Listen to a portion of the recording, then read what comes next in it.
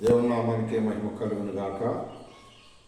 మరొక బుధవారం చూసే భాగ్యాన్ని దేవాది దేవుడు ప్రభువైన యేసుక్రీస్తు వారు మనందరికీ కూడా మరి ఇచ్చినందుకు ఆయనకి ఎంతో కృతజ్ఞతలు చెల్లించునై ఉంటున్నాం. దేవుని వాక్యాన్ని మనం ఉదయకాల సమయంలో చదువుకుంటాం.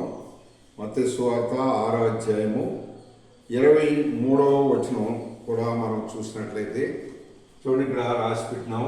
మత్తయి సువార్త 6వ అధ్యాయం 23వ వచనం. మీరు కూడా బైబిల్ తీసి చదవండి.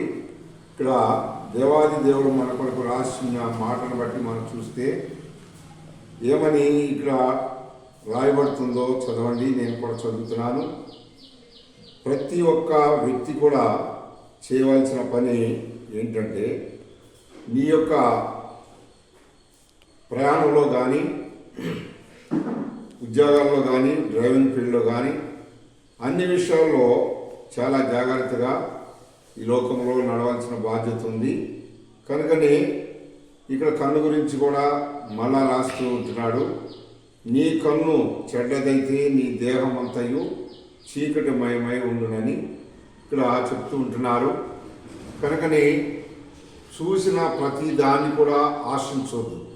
అది దైవకు సంబంధం అయితే మరి నీ కుటుంబానికి ఎంతో ఆశీర్వాదకరంగా ఉంటుంది, దీవెనకరంగా ఉంటుంది. కనుకనే ఈ వాక్యాన్ని చదువుకోండి. దేవుని మాట ప్రకారం మీరు నడవటానికి ప్రయత్నం చేయండి. దేవుడు మిమ్మల్ని, మీ కుటుంబాన్ని దీవించునుగాక. ఆమేన్.